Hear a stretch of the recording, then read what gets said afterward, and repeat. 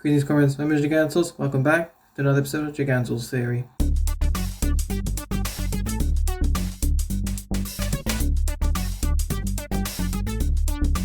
So, as promised, here's my episode for why Halloween isn't a pagan holiday. So, Halloween was originally named Halloween, so Hallowe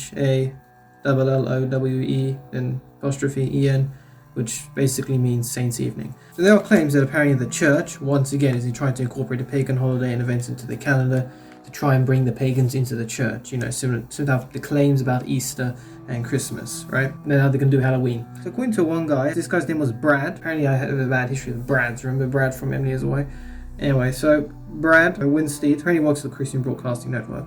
So he made the accusation that even a cursory look at the origins of Halloween will reveal satanic rituals played out in trick-or-treating, jack-o'-lanterns, witches, ghosts, the dead, and so on.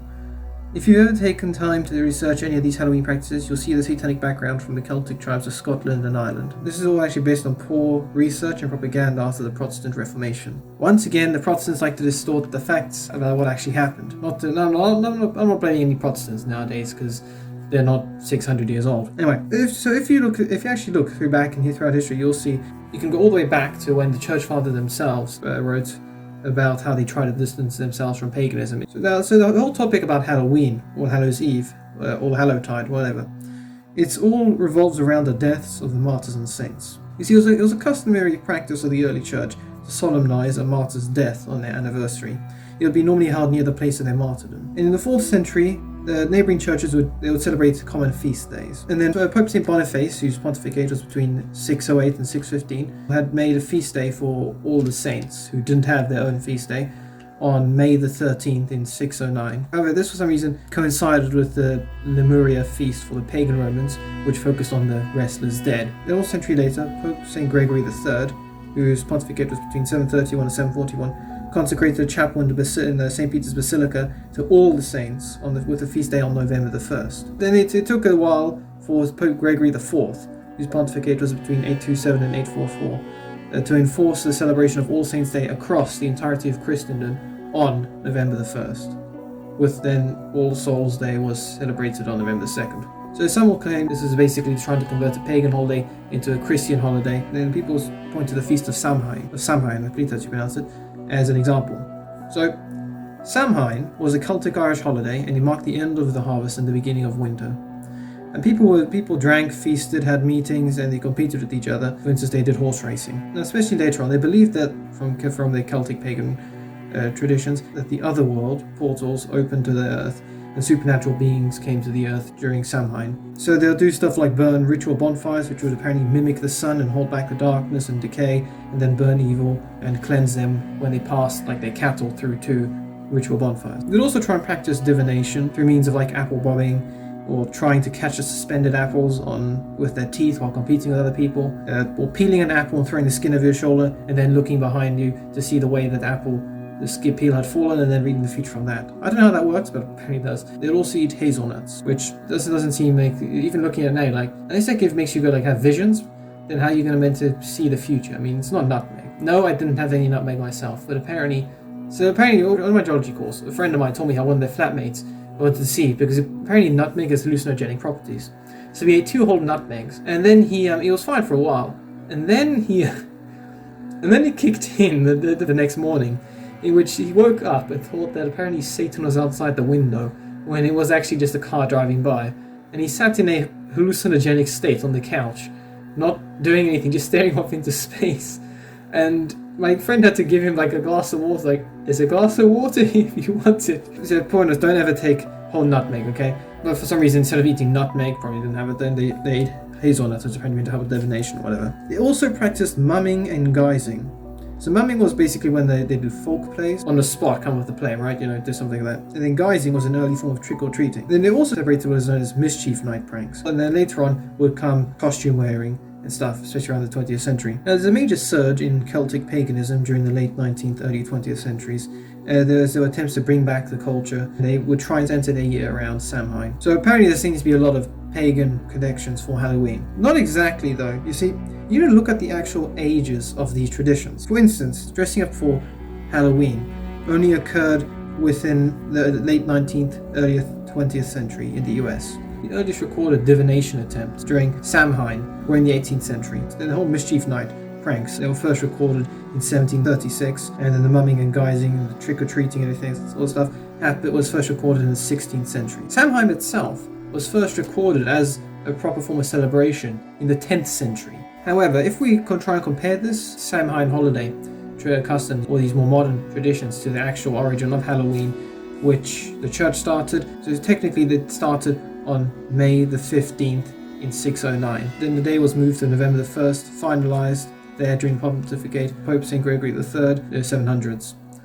And then it was enforced later during the pontificate of Pope Gregory IV during the early, mid and 800s.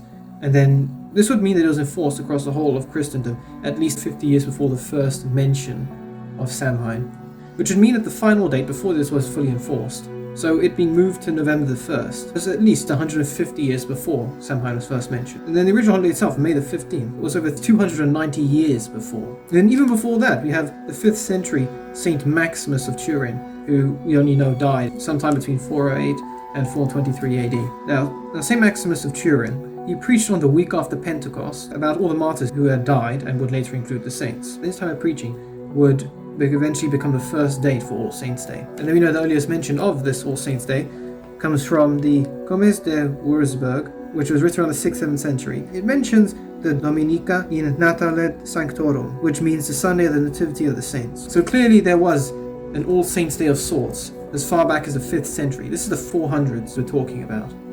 No later than the early 400s. But then why was it established on the same day as the Feast of Lemurius? For instance, if St. Maximus preached in Turin, and yes, this is where the Shroud of Turin is found and kept, which was in northern Italy at the time, and the Feast of Lemurius was a festival for Italy. Would this mean that when this day was chosen, it was because he was influenced to preach against the pagan tradition of the Day of Restless Souls?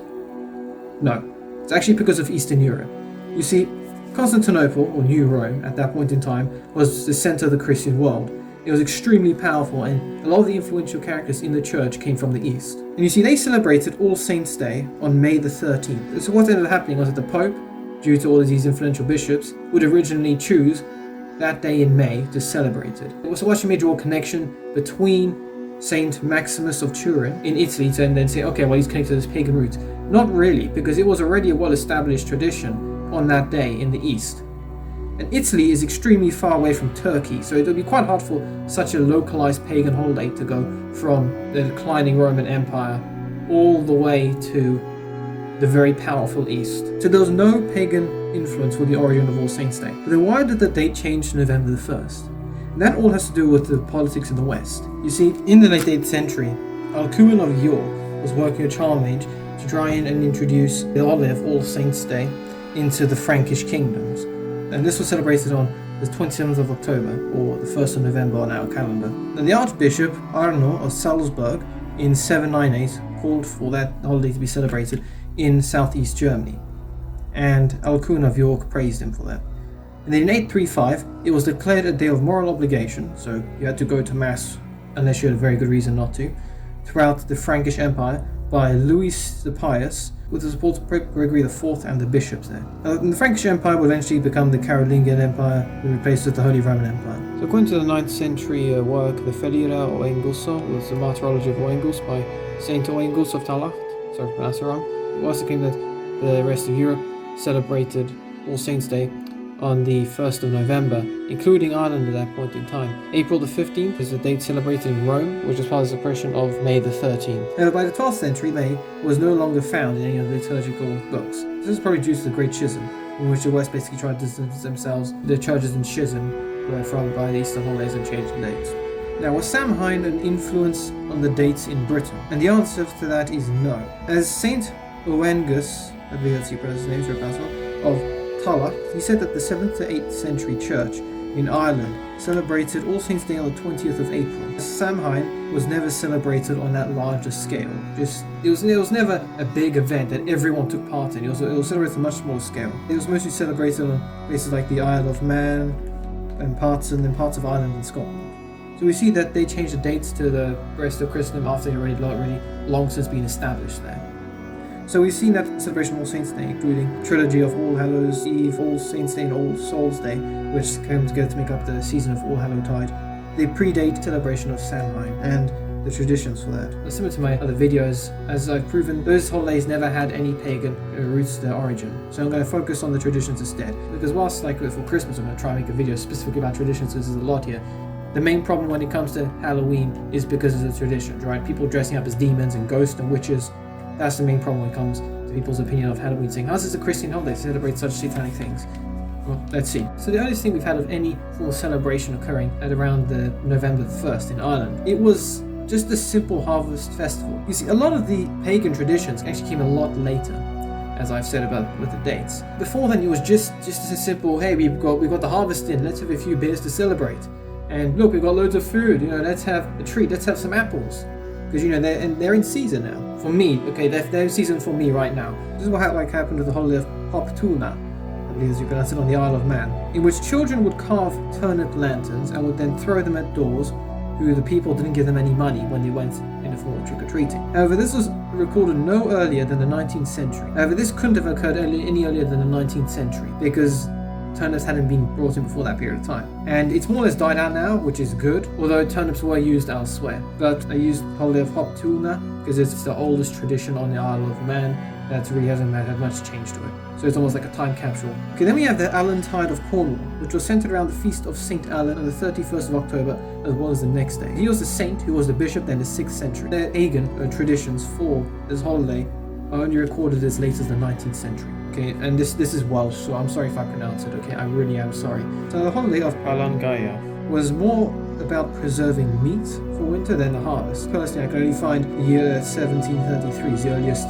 modern mention of it. But there were no pagan activities in that mention. In fact, when I tried to look this up on a druidic site, it said that this holiday was actually based off All Saints and Souls Day and the doctrine of purgatory. And the doctrine of purgatory was established no earlier than the 13th century, which means that this holiday, in its earliest pagan form, could occur no earlier than the 13th century. Now, I can't really find any dates for like the introduction of the customs in Scotland.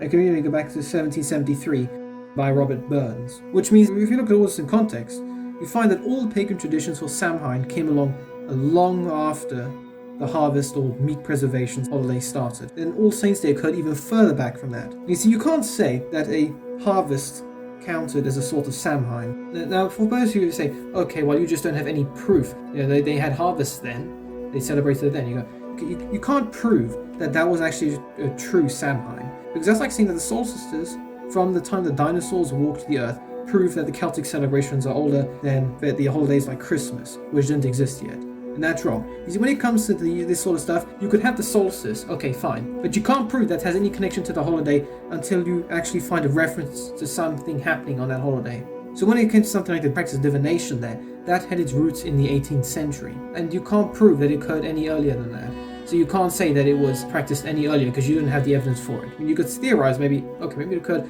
maybe a few years before. But there's nothing really to support that. You have to wait for more evidence to come out.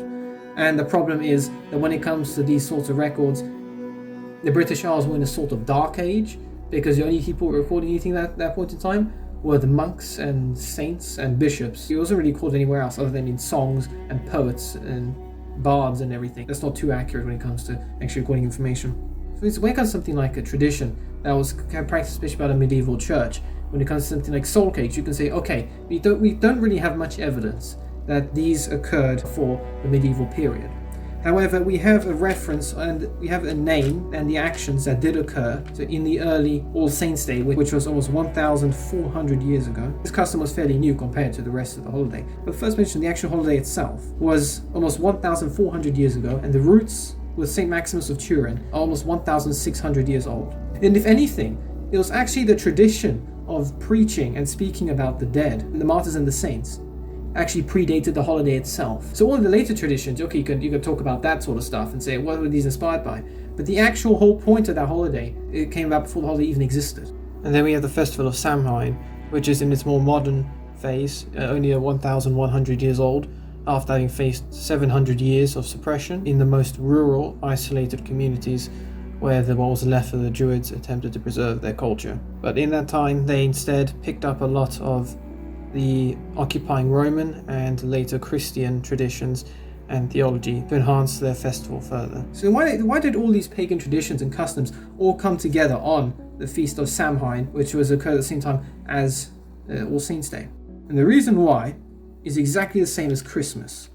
You see, the local pagan populace felt intimidated by the spread of Christianity, and so they tried to reignite their traditions. I can't remember the exact date, okay, so I'm probably going to correct myself in this video. The cult of Sol Invictus's establishment years after the first mention of a Christmas, and when they were discussing when Jesus was born. And the first ever feast of Sol Invictus occurred almost 20 years after the first feast of Christmas. So similar to the situation in Italy, we have all these Gaelic Celts scattered around the British Isles, so in Scotland, Isle of Man, and Ireland. When the Romans invaded, even though they didn't fully invade Scotland or Ireland, they did trade a lot with Ireland, and they introduced their own gods into the society. For instance, as I said previously, if the Roman goddess Onoma of orchids and fruits, she was brought into the British Isles and inspired apple bobbing and the use of apples, what else did they bring? Now, the suppression of the Druids began in around the reign of Emperor Tiberius and would culminate in 43 AD in the Emperor Claudius, when he took over Britain, in which he outright banned their religious practices because they did abominations such as human sacrifices, which the Romans didn't do unless they were crazy or very, very desperate. Now, the Druids weren't completely annihilated because there were reports of the king sending Druids to help the excommunicated, but the Druids were severely reduced in number, especially in the British Isles, so they were kept alive through tiny cults, or cult cults, you could say. And because these new Roman gods introduced, and their influence was severely undermined. And with these Druids either dead or in a minority, many of these local cults felt that their way of life was threatened, similar to how the Romans felt about Christianity growing in size. So what they did was, whilst mainly keeping to themselves, they tried to adopt aspects of other cultures in an attempt to try and remain afloat. Similar to, as I said, the apples. And they also probably did it to maybe for monetary gain. And so the apples became associated with them as they tried to keep afloat. Then the missionaries like St. Patrick came along, and they almost wiped out paganism in Ireland and in Scotland and in the rest of the British Isles completely. They almost wiped it out, along with the snakes. So what ended up happening was these cults reduced even smaller into isolated rural areas.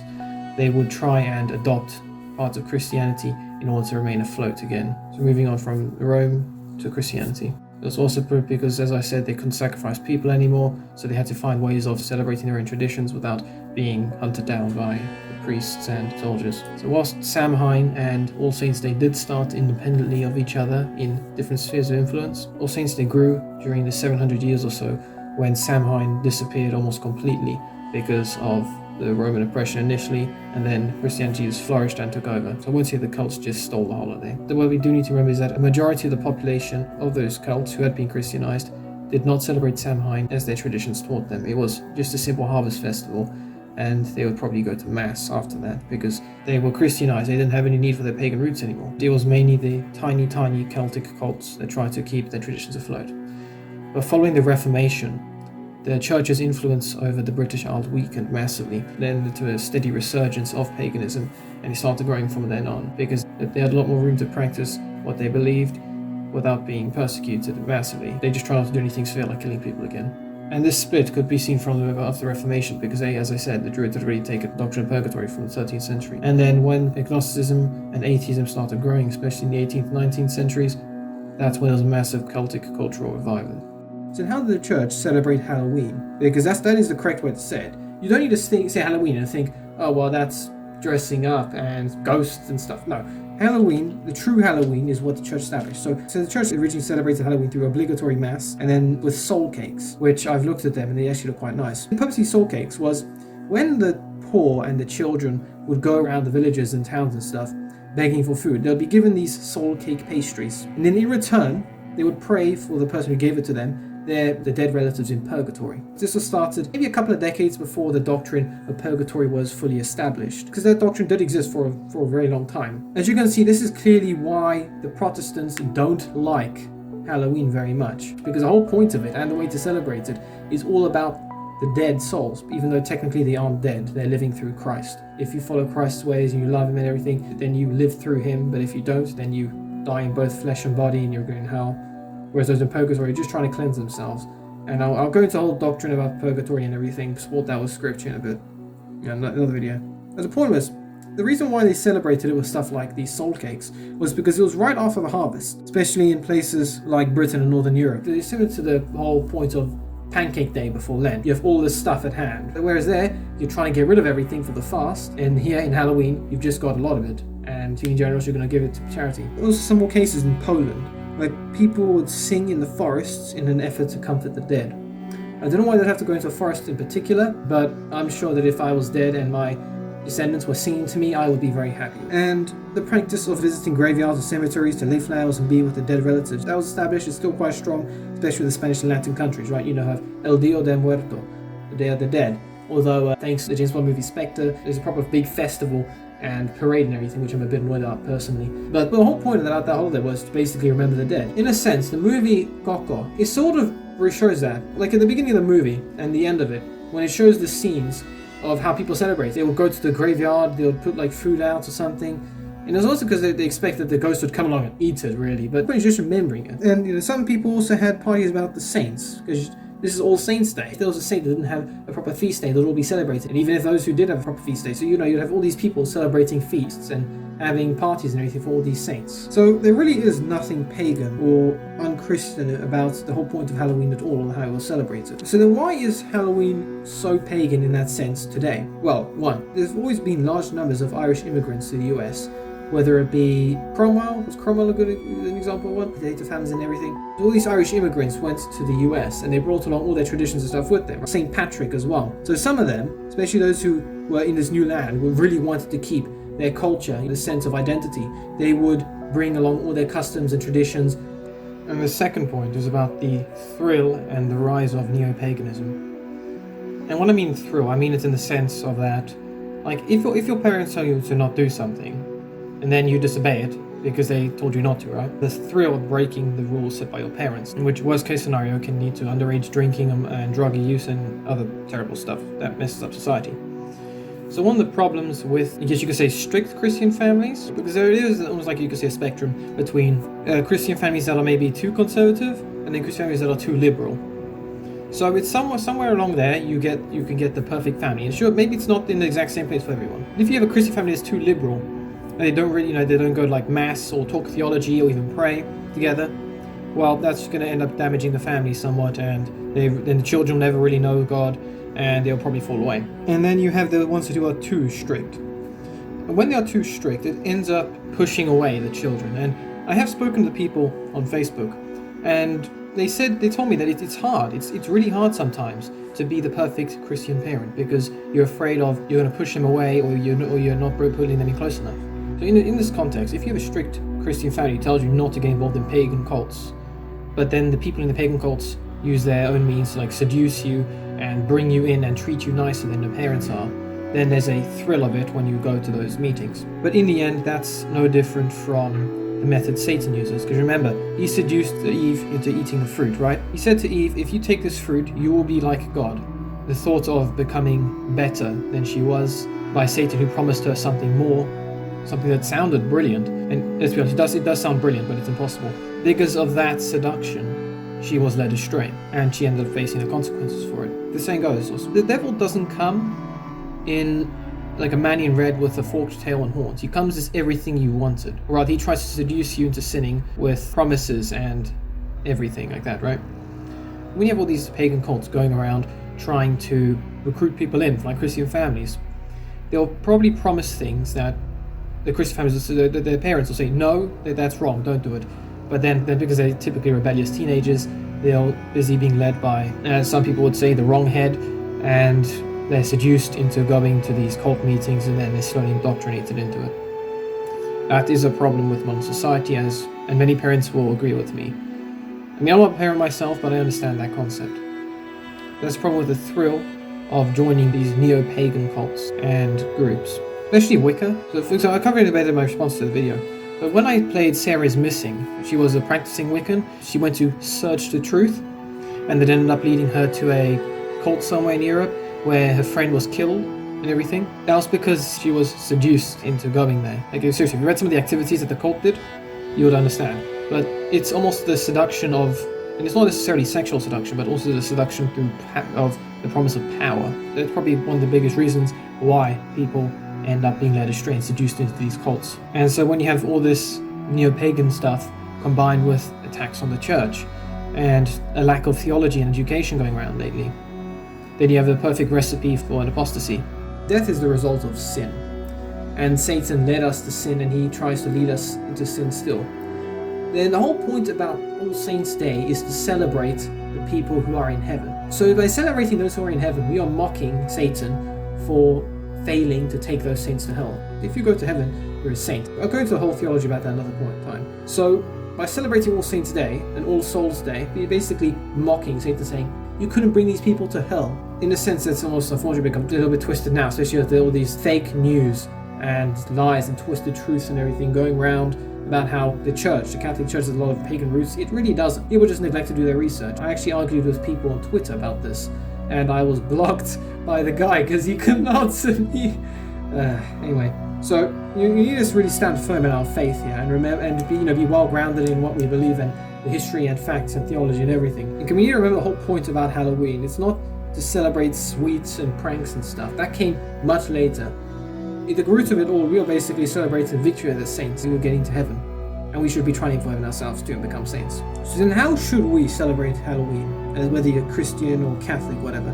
Because there are a lot of people out there, regardless of their denomination, who are concerned about the state of Halloween. Well, it would be best to celebrate it the best way as our ancestors did when there was minimal pagan influence. I mean, if you think about it, the whole concept about giving food to the poor, the children and the poor of the place, that's a sign of charity, right? You're caring for those in your village. You're giving what you have a lot of to those who have nothing. I know a lot of people don't really like going to mass anymore, which has been unfortunate, but there's a whole point of it that mass exists for a reason. I'm sure those in heaven would love to hear all the singing, people singing down on earth. Yeah, that's still nice. But if you're going to go for something more like a more modern tradition, right? The stuff that people are quite concerned about, you need to remember that it has to be for the right intentions that you're doing it for. For instance, like apple bobbing. One time when I was part of the scouting movement, we were celebrating Halloween, and it was really unhygienic because we had this obstacle course of sorts, and we had to go apple bobbing, and they also had hung like a donut from a string, and you're meant to jump up and bite it, and then go apple bobbing and stuff. And when it got to my turn, I couldn't do it because there was spit and mucus in the water, and it was absolutely disgusting. So it's quite unhygienic, really. But if you want to do that, go ahead. Even if maybe not do it this year with the virus going around. But the point was, when we were doing it, we never had any pagan or divination intention for it. We were doing it because it was fun, right? We never had any ill intention towards it. And that's the whole point of it. And then you have the stuff like fruits and hazelnuts and apples and everything. They're in season in the harvest. They're not necessarily reserved by paganism. I mean, of course, then we've got the whole thing of, okay, God created everything, so everything technically belongs to him. Say paganism perverts what belongs to him, but God can claim it back, and no one can really say anything against that because you're literally arguing with the creator of the universe there. And we can go, okay, well, which God is right? Thor? Osiris? Do your theology, sir. Do your theology. The whole point to talk about which God exists, and if he does exist, that's another thing entirely. Don't worry about that for now. And then we have a slightly more controversial dressing up. As I've read on some Catholic sites, they usually say, okay, well, if you're concerned about how they dress up, why not dress up as like the saints or role models in life, right? Instead of making them dress up as a pirate, why not dress up as Saint Michael the Archangel? What's wrong with that? And then obviously, especially if you're Christian or Catholic, you probably shouldn't be dressing up in somewhat skimpy clothing. The point is, you've got to have the right intentions with this sort of stuff, and then a mixture of common sense. What about trick-or-treating, right? Well, it's a bit commercialized, admittedly, but it doesn't necessarily mean that you're robbing or harassing someone. If you don't give out sweets, a lot of kids are probably going to be very annoyed with you. And in some places like the US, where it's a bit more extreme, they maybe throw toilet paper at your house, which is unacceptable, really.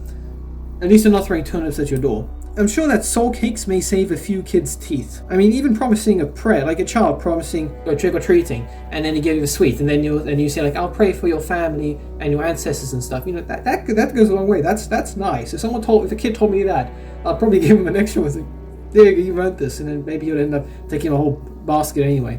And then, what's wrong with something like folk plays, right? There's nothing necessarily wrong with that. It really depends on what the topic's about, but I can't really judge that. Then, of course, a bit more extreme is something like pranks, in which, again, it depends, because I know that some people do like pranks, right? Some of them do. Some of them wouldn't mind pranks, but a lot of people don't like pranks, so it would probably be best not to practice anything unless you have someone to express permission to, because otherwise police get involved.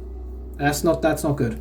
So the whole point about this, the majority of when it comes to celebrating these traditions, especially the more modern ones that have been commercialized or appear to have been taken over by paganism, if you want to celebrate them, it really revolves around your intentions and common sense. If you really have no evil or ill feelings or intentions towards celebrating it a certain way, then there's not really anything wrong with it. I mean, if you're a child, maybe he wants to wear like a fireman's costume, right? What's wrong with that? He's young and innocent, or she. Even if it was a sin, if you didn't realize it was a sin in the past, you are not really accountable for it.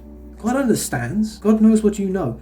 If you're doing something with a good intention and you didn't realize what the consequences were of it, if they were negative, then you're not necessarily held accountable for that. So if you did celebrate it all these ways, and you look at them and you go, I don't know why I celebrate it like that, forgive me. Well, you're going to be forgiven. You want to celebrate a certain way and you're like, I'm not sure if I want to because people might see it the wrong way. Well, God see it the wrong way. You look into your heart and see what your intentions are, and if they're good, what's wrong with it? Some of you out there are upset at the way that the world has taken over Halloween and commercialized and made it pagan. And take it back. Make it a Catholic holiday again. And some of you out there from different Christian denominations, they say, okay, let's just make it Christian. Like, okay, you guys make it Christian, you celebrate it that way. This whole holiday centers around God, so we got to make a focus on him first. And then we need to remember that that's the Catholic roots. Okay, it's a Catholic holiday in essence. I mean, last year when I was at home over Halloween, and I went to mass for 3 days over the Hallowtide season. There was nothing wrong with that. I mean, most of the time it was an empty church because the football was going on or something. But I went every day and there was nothing wrong with that. So clearly, a true Halloween has no pagan roots or whatsoever, nor were the original traditions of them grounded in paganism. Halloween at heart is a Catholic holiday founded almost 1,500 years ago, inspired by the actions of a saint, which means that the modern pagan Halloween is nothing more than another pagan culture trying to leech off the success of Christianity. So feel free to celebrate Halloween out there, however you feel God would approve of it.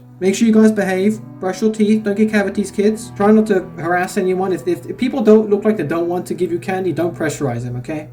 Stay safe, make sure you look both ways when crossing the street. Parents, don't drink too much. And just remember that this is not a pagan holiday whatsoever. It is a Christian holiday. The evidence is there to support it. And don't feel embarrassed or ashamed of how people are trying to take over it. Remember, the gates of hell will never succeed against the church. Anyway, so that's all I've got time for this video. If you like this video, please do give a like. Please share my videos. Please do comment. Think of them. Any other videos you want to do, please subscribe to my channel so you can see more content. Please do my so you keep updated with my video releases and my Gigantals Theory videos. The point about this video, guys, is that Halloween is not a pagan holiday, nor its original tradition is pagan, regardless of what some weird cults out there may say. Just remember that, guys. Anyway, see you next video, comrades. Until then.